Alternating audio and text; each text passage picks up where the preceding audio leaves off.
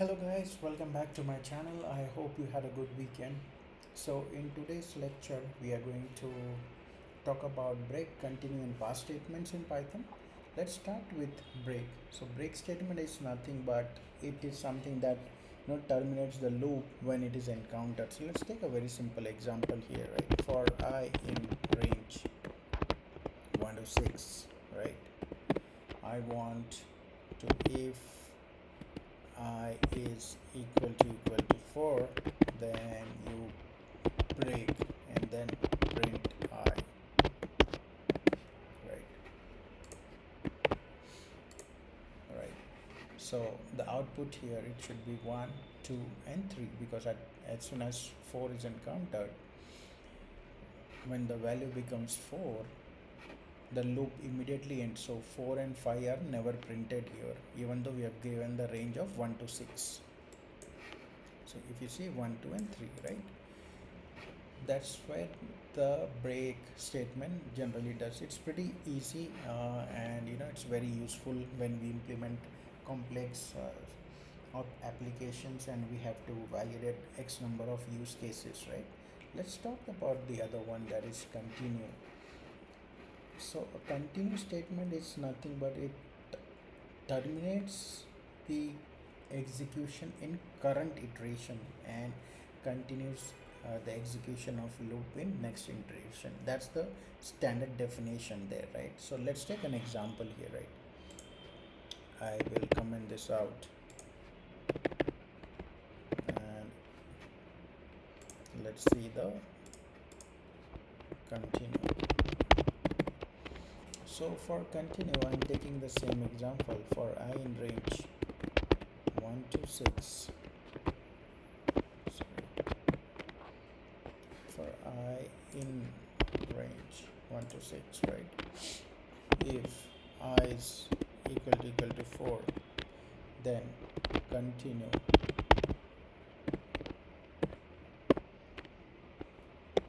print of I,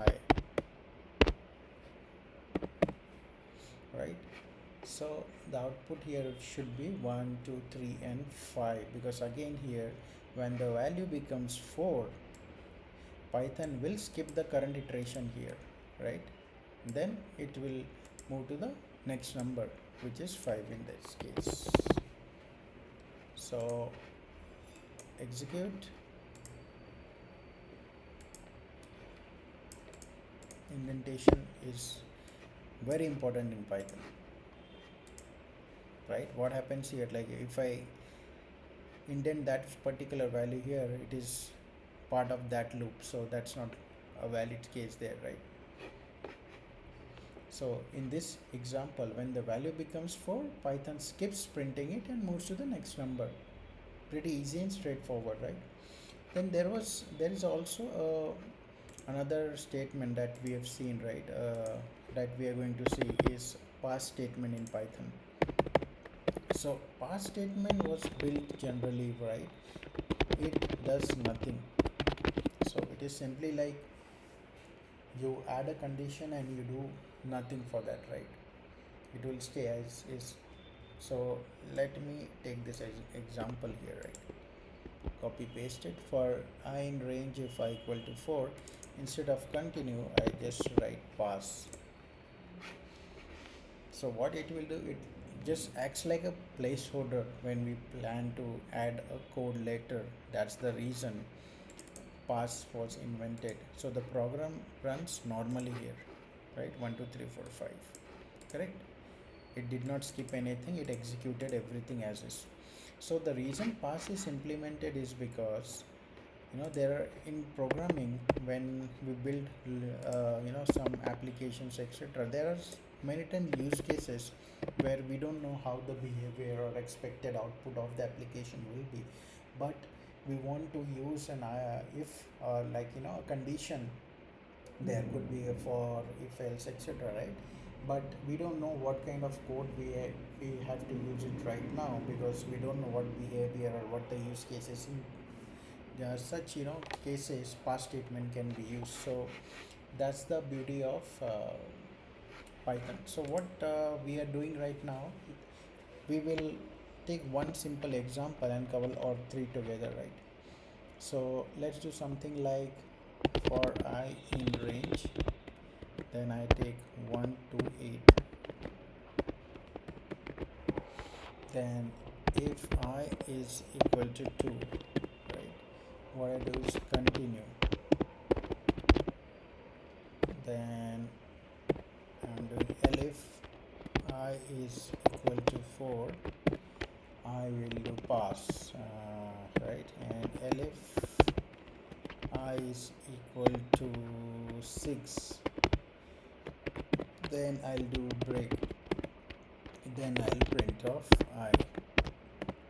So here this will skip the number, here it will do nothing in the second statement, here it will stop the loop completely.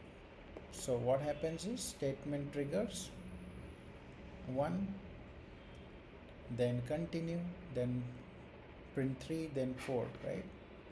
Nothing happens, then break. So let's see what will the output be. So before I execute this command, right, let me know what you feel the output will be in the comments. So 1 3 4 5. So here we are using all three loop control statements in Python. So continue skips number 2 here, right, does nothing when number is 4, and break completely stops the loop when the number becomes 6, right? So this is what we have covered in today's chapter. Now the idea is I want you guys to practice more, play around with this, build some different conditions, see how each of the statements work, and I will see you in the next one. If you have any questions, do let me know.